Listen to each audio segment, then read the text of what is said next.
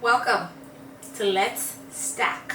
So we will be stacking a two-tier wedding cake. It's going to be a tall two-tier wedding cake. It has 10 layers of cake in it, and we're going to stack it using thick cake boards.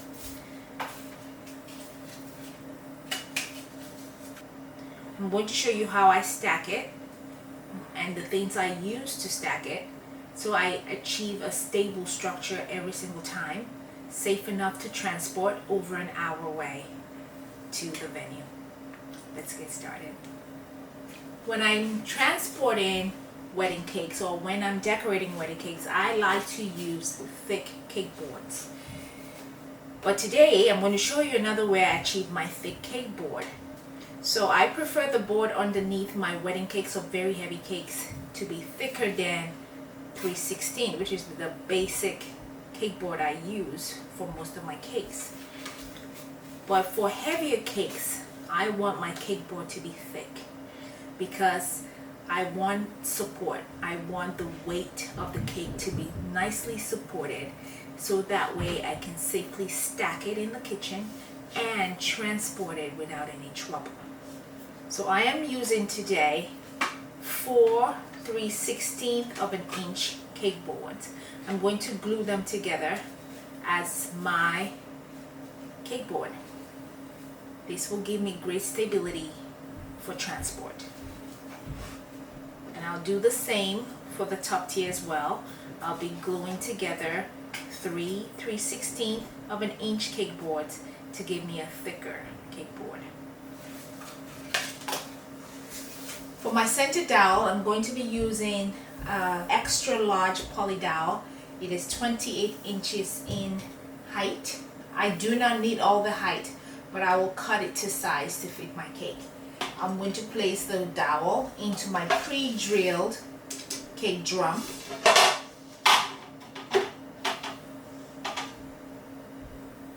And we'll glue our cake boards together.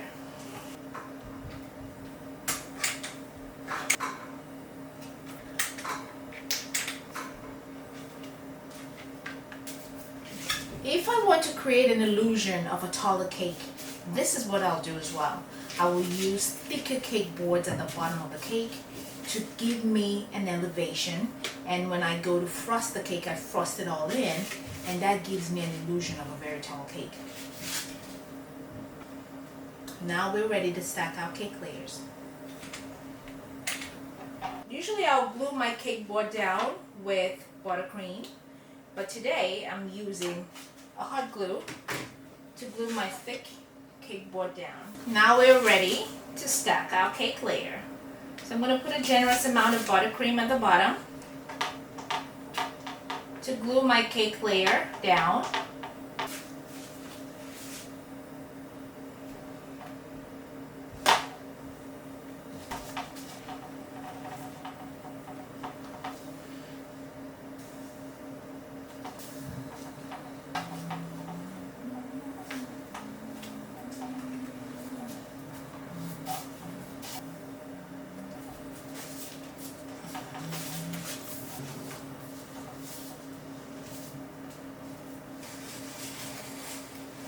We're just placing a quick crumb coat on this tier, and now we're going to stack the top tier.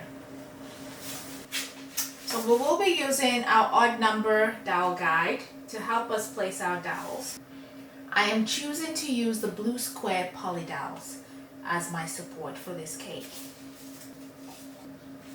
We're working with frozen cake, so it's a little tougher to place the dowels in, but once they're in, they're in. And using the guide, we're going to cut the dowel.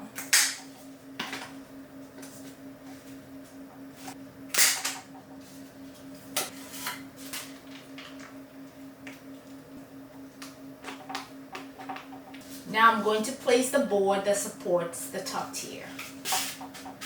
Make sure we're leveled and it's right on the money. Now we can stack our top tier.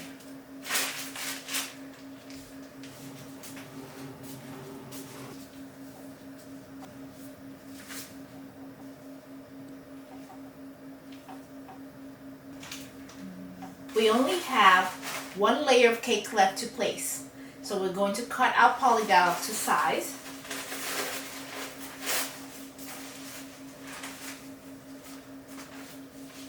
We will be using the Milwaukee cutter.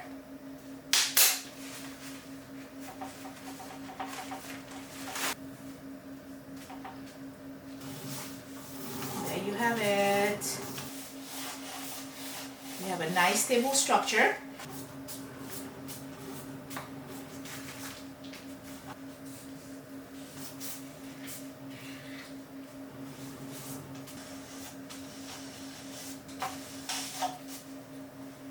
Crumb coat is done. We're going to place this in the fridge, let it get hard and firm, then we'll place our final coats before we add our fondant to it.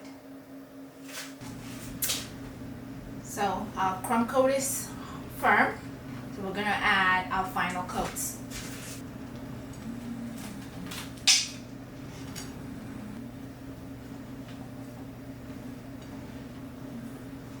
When I do this, I'm trying to remove any air pockets that could be trapped in my buttercream. So that way I don't have bubbles under my buttercream. You can see our goal always when we use the scraper is to make sure that the scraper touches all the sides of the cake. And here you see it's not touching here, it's not touching here. So we're going to fill in those holes so when I go through it again, our scraper will touch and smoothing those areas out.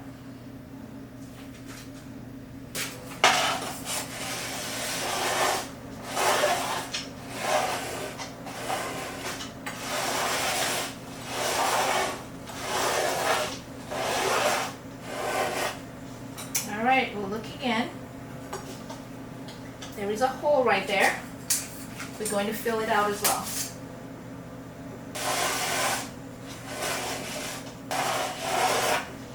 Alright, looks like we're touching. I see a hole right there. It's an air pocket right there. I'm gonna fix that. See that? Fix that.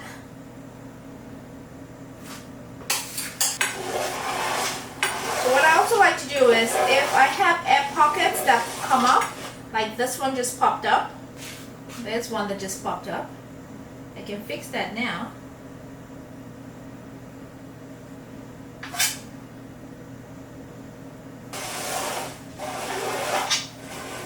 If I miss an air pocket, I'll just wait till it gets cold. They will usually show up. And I just use a gloved finger and massage it out. And that's it usually. Alright, so I like the way this one looks right now. For this cake, we really won't care about the finish because it's going to be covered in fondant. So I just need a smooth surface for me to attach my fondant to. And I think I've achieved that.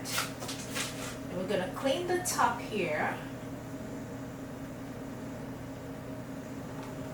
I can wait for it to get cold before I fix it. But I usually like to fix it now because I feel like when it gets cold, then I have hard buttercream that's wasted. So doing this, I can remove the excess buttercream.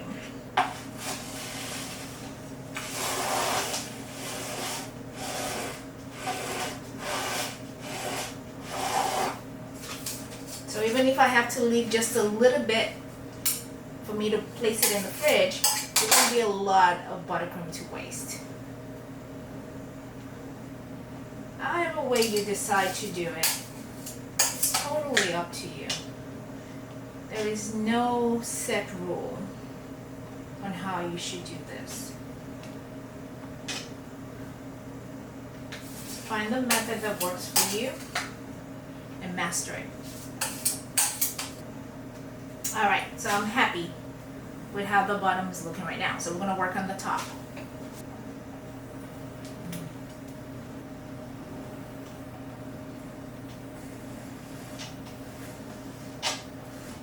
I'm going to fill up the holes as well on the top tier. Making sure as I scrape that my scraper is touching all the sides of the cake. Alright, looks perfect. I love how it looks. Love, love, love it.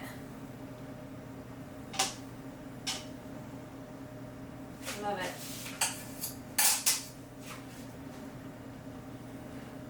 I'm gonna clean the top a bit. Alright, we're gonna set this in the fridge. And you'll be ready to place fondant on it. So, there is how I do it. This were on all buttercream cake. Once I'm done with this coat, let it get cold. I'll put a third coat on it. That's my finishing coat. Usually a color, a thinner coat, and I'll decorate the cake. But since this is a fondant cake, I am going to leave this as my final coat. Let it get hard, and I'll place my fondant on it. I'll see you in our next lesson.